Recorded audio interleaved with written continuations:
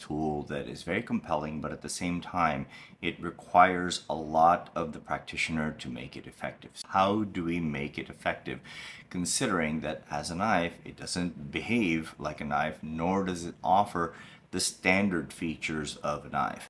As part of the Filipino martial arts arsenal of edged weaponry, like I mentioned in my previous episode, there's a lot of things that it does not offer. So if we take a look at one of the standards of Filipino martial arts, which happens to be the balisong, all I have to do is pull out this Kershaw Lucha and then compare it to an MTech Karambit, and you can start to see that there's a very glaring deficiency in the design of the Karambit, the lack of range. So we give up roughly about 3 inches of range in a knife fight. And this is very important whenever you're taking a look at edged weaponry in a reality-based situation. Ranges, in fact, is the most important characteristic of carrying any sort of self-defense tool. You need to be able to manage range, and this is where the Karambit sadly falls short.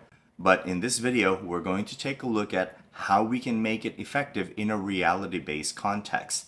The Karambit is something that I have explored and studied for the last 7 years as part of my exploration of Indonesian Silat and Filipino martial arts. And what I've found is that the Karambit does have some very specific uses, but it requires quite a bit of setup. In fact, I've found that its uses actually transfer over into other applications, specifically with the tomahawk. I've found with the SIOC R&D Compact, you can take a SIOC R&D tomahawk, and now while you're moving with it, I covered it in one of my videos, as part of a natural progression of a fight, as you close a distance, you're going to end up either two-handing it and then at some point using the right hand as a checking hand while the left hand does Karambit work. So it is very much worthy of exploration within a very specific context. How do we make it effective, and what is that context? If we are looking at edged weapon scenarios and contexts, it's very hard to beat a regular knife. It doesn't take a lot of skill. In fact, a lot of times when you take a look at crime statistics where the knife is used, most of the times it has devastating effect and the other individual doesn't even have a lot of training. So the good thing about using a knife as part of your own personal self-defense training, but also as part of your movement training, is that it's relatively easy to use, relatively easy to train. In fact, you can use your standard cinco teros from Filipino martial arts, angle 1, 2, 3, 4, and 5. Lo and behold, if you're ever in a bad scenario and you have to use it as self-defense, you can use this. A knife is an absolute no-brainer. We can't necessarily say the same thing about the Karambit because, as mentioned, in a reality-based context, you give up a lot of range, but also it's a very complex tool in that the design, the blade geometry has it so that it doesn't necessarily lend itself to good flowing movements. It's more for capturing movements, meaning that it doesn't necessarily cut through a target. You're gonna get stuck. That's just the reality of it. But what I have found in my exploration is that there are very specific uses for the Karambit within certain contexts where it is highly effective in a way that a straight blade is not as effective. What I have found is that the folding Karambit actually works pretty well within the criteria that I'm speaking about, which is self-defense context. Number one advantage of a folding Karambit is the fact that the profile is very slim. My favorite folding Karambit, which happens to be the Tiger Claw, takes a lot of design innovations. In my opinion, it actually improves on the Karambit design. Number one, what it does is that it actually takes that Karambit design and makes it so that it is more of a Wharncliffe Ginunting design, because a Karambit has a more aggressive blade geometry, so it's almost like a 90-degree angle. But here with the Wharncliffe Ginunting design, you get a little bit more range because it's somewhat straighter. The other thing I like about the Tiger Claw, because that handle is also longer, and it's not necessarily curved, so that if I'm holding it in this manner, all I have to do is bump it up a little bit, and now I've given myself that much more range. That's one of the key features that I happen to like about the Cold Steel Tiger Claw Karambit. It innovates on the Karambit design by addressing one of its important feature deficiencies, which happens to be lack of range. It's very versatile in terms of its EDC capabilities because of this ramp on this side, which acts almost like an Emerson deployment, where this catches on your jeans, so on your jeans pockets it can open, but also my favorite carry of it as an inside waistband, as an IWB. So for example, if I happen to deploy a balisong, part of my practice is to deploy the balisong, and as an inside waistband I pull out the Karambit, so now this opens and catches on my jeans, so now I am doing very classic long and short. So as an EDC, I highly favor the Karambit in the Cold Steel Tiger Claw design. The other reason why I like this design innovation by Andrew Demko and Lynn Thompson is the fact that you don't necessarily have to deploy the blade in order for you to be weaponized and have a form of equalizer should you be in a self-defense scenario where you need to kind of even out the odds a little bit. Because once you hold the Karambit, it works as a fist load. So you have the puño aspect, so there's an impact aspect to it, but also you have this knuckle duster so that if you have to punch with it, there's that feature to it as well. Or even a type of flexible weapon. Other reason why I happen to like the Karambit, and I'm kind of surprised that this hasn't been covered yet. I kind of looked around in YouTube, I've kind of looked around the internet, and I'm kind of surprised why this hasn't been raised yet. If it has been raised, please send me some sort of resources. But it has a lot to do with the retention ring on the Karambit, because this retention ring makes disarming the Karambit very difficult. So I'm going to give you an example. Normally when we're looking to disarm somebody, which is already very difficult, that there is a multiplier effect in the difficulty of disarming somebody when you introduce a retention ring. Normally when you're doing some sort of self-defense training and you're looking at disarms, usually it comes from an angle number 1 ice pick grip. And the usual disarm comes from when somebody's coming in with an angle number 1, like so. The idea is to kind of lean back, put your hand out so it kind of catches right here, right on the wrist, and then the knife somehow lands right here on the forearm, which gives you a lot of leverage. And all you have to do is kind of raise your elbow, and voila, you have this instant leverage, and the person all of a sudden is forced to open their hand. This is very difficult to do and pull off with the Karambit. In fact, in my own testing, the Karambit is very hard to disarm because even when you disarm the person, that retention ring makes it so that the Karambit is now all of a sudden this little helicopter that's floating around, and it's very unwieldy. So what ends up happening is that when you try to disarm the person and you do that exact same thing where you kind of come up this way and disarm them, maybe you disarm them because the person happened to open their hand. They just have to kind of do this, and all of a sudden they're cutting the person who just tried to disarm them. I'm going to show that again. So here's the disarm. Here, they start to leverage, they open their hand, and voila, you just cut that other person. I've never seen that anywhere in the internet or in any sort of workshop where it was taught. If it has been taught, if it's part of a curriculum, please somebody enlighten me and put it in the comments. But I found that really spectacular, that a Karambit, if you're trying to disarm them this way and then you just let go, yes, they succeeded in the disarm, but lo and behold, you can continue to cut the person. Now, whether that disarm is coming in from under the hand or let's say even over the hand, and they start to do one of these, yeah, go ahead, let them go, and now they're getting cut. This becomes an almost counter-punching type of blade in that when you try to disarm the person, there's an immediate counter to cutting them, there's another immediate counter to cutting them. So the retention ring is one of the key advantages to it, not just for holding on, but if you have to let go, just like in those jurus when they're doing this with their hands, part of that advantage is that, yeah, you let go, and if it comes into contact with anything, it still keeps cutting. Really spectacular innovation on the part of the Karambit. On top of it being very difficult to disarm, when somebody ultimately secures themselves in with that Karambit, it's very hard to even see where the attack is coming from because that range can change very immediately, right? So there's this sense that you never really know what angle and what range that attack is going to come from. But it requires a very special skill set which makes the exploration of the Karambit very much worth your while. Two of the key paradigms that dictates knife fighting.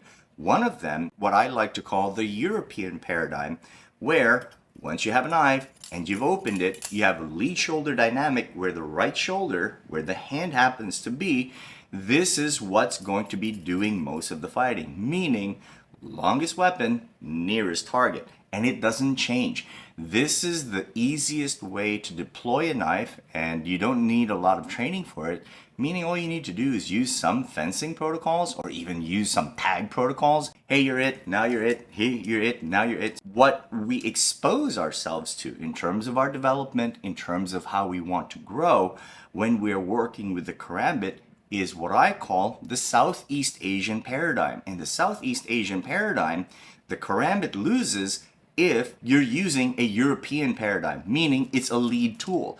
I think the Karambit functions best when you don't use it as a lead tool, whereas you are now shoulder squared. Now you're moving in a way that's not really knife oriented. It's really more along the FMA Silat paradigm where the shoulders are square and you're about to close the gap. The European paradigm is to touch and not get touched and maintain that distance. The Southeast Asian paradigm is to close the distance. And that's what makes this really, really devastating, because once you close that distance with this knife, even if you're disarmed, you're not disarmed, and you make the other person pay for it. Once you're approaching it with the right paradigm and the right training methodologies, you can make the Karambit really work. But we have to be clear on what that paradigm and methodology is, which happens to be FMA or Indonesian Silat.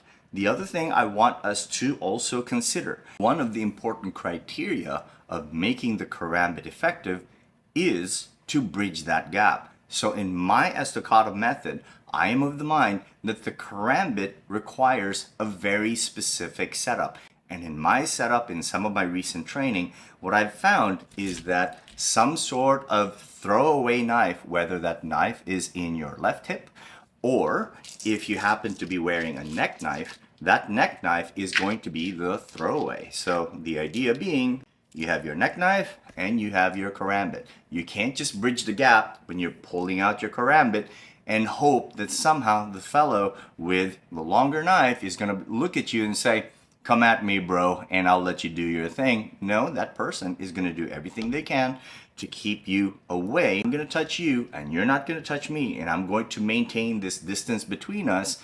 That's the game that they are playing. So a person who is playing with the Karambit is best set up so that, for example, they use the neck knife, deploy the neck knife, throw the neck knife, and as that knife is being thrown, the Karambit practitioner now has this capability to bridge the gap. That's where I think the Karambit actually comes into play and actually starts to shine. With some sort of Silat movements, with some sort of Filipino martial arts movements, and you start to see these types of things where now you can switch hands, cut across, switch hands again, then cut up. Now you start to see how the Karambit can actually work. So the Karambit works really well if you have the appropriate paradigm and methodology, which takes a lot of training. It's not as intuitive as a regular knife, or not as simple as a regular knife. It requires a very good setup and a very good methodology for you to make it work. But once you're able to make it work, it's going to work in a way that nobody else has ever really seen, and that's where the Karambit really shines. I, along with Robin, are about to share with you what some of those applications are. Now, a little qualifier with regards to this video. In some of the recent videos I have shown where Robin and I were working together with the Winkler R&D training tomahawk designed by Volpe's Training, she did put on a war face, gets very passionate, and I like that because when she gets passionate and she's using the tomahawk, which is now her new favorite weapon, you can kind of see it in her face, like she's really involved in it. So, and in this version, in those videos, I was the feeder, she was the receiver, so meaning I would feed her an attack and she would just go for broke and do what she needs to do to me, and all of a sudden you see the war face come on. That's really awesome. However, in this one, she's the feeder, I'm the receiver, and as the receiver I am using the Karambit. And this is a rubber Karambit, cold steel, and I highly recommend this one if you're going to do any sort of Karambit work because there's no real risk in it. It just familiarizes you with the movement. But when you see me do the demo, she doesn't necessarily use her war face. She uses a different kind of face where it looks like, oh my god, I'm getting hurt. She's not getting hurt. She was adding some of it for emphasis, but I can assure you nobody got injured in this video. So without further ado, I'd love to share with you, along with Robin, our work when it comes to the Karambit. Full transparency, she told me her favorite weapons in the arsenal is actually the Winkler R&D Tomahawk and the Karambit. So thank you for letting me share, and I hope you enjoy this video. The Karambit doesn't behave like your typical knife. What you see here is a disarm on a typical straight edge knife so that it is relatively easy to disarm. However, when you see that with the Karambit, that retention ring allows it to do this helicopter effect so that it can actually cut the person trying to disarm it. Take a look at this typical knife disarm where she uses that length on that knife as a lever against me. Same exact thing, she does successfully disarm the knife, but because of that curve on the Karambit and the retention ring, as successful as she is, she actually gets cut by the Karambit using that helicopter effect. And that's not me using Silat or FMA, that's just me using common sense of the Karambit design. And it actually cuts her multiple times. So take a look at it very closely. When she disarms me with the knife, it actually flies off and spins. But that spin works against her if it is a Karambit, because when it spins, it cuts her and it spins along that retention ring. So there's a first cut, and then there's a secondary cut on the wrist, and then as I recapture, I can go ahead and use the Karambit against her. So that's one of the key advantages of the Karambit. It doesn't work like a typical knife, and that retention ring is what allows the practitioner to use all kinds of entry techniques once they are inside. So take a look at this example. This is a hooking capability of the Karambit where I don't have to exact any sort of force. Once I insert it into the leg, all she has to do is pull her leg away and she gets cut. And I use this time and again. All I have to do is place the Karambit there, and I wait for her to create the space. And when she creates the space, this is a very painful cut along the inner thigh because it cuts the gracilis and the sartorius. And as you can see, this is simulated for the video, so she's not in any pain at all. As she comes in, I do low line, and then upper line attack. So low line first so that her head comes forward. I cut across the neck, and then I retain with the ring and cut across the neck again. One of my favorite combinations because it allows me to close the gap where I think the Karambit is actually at its most effective. So when I go ahead and use the Karambit, I use a lot of entry, and one of them is a Kenjitsiko. A Kenjitsiko allows me to control the upper body of my opponent and use the Karambit to go up the anatomy. So I block and cut along the brachial artery, then I use my right arm to block along the elbow, but in application I'm going to block with the Karambit. Didn't use it here because it's going to end up hurting Robin, didn't want to do that. Then I push off, go to Kenjitsiko, I'd already cut her inner thigh. Once I off balance her using that Silat Kenjitsiko, I take control of the body and the Karambit goes up along the anatomy. Very effective and very lethal. I really hope you enjoyed this video. And as you can see, no girlfriends were harmed in the making of this video. Her makeup looks great. Stick around, stay tuned, more videos to come.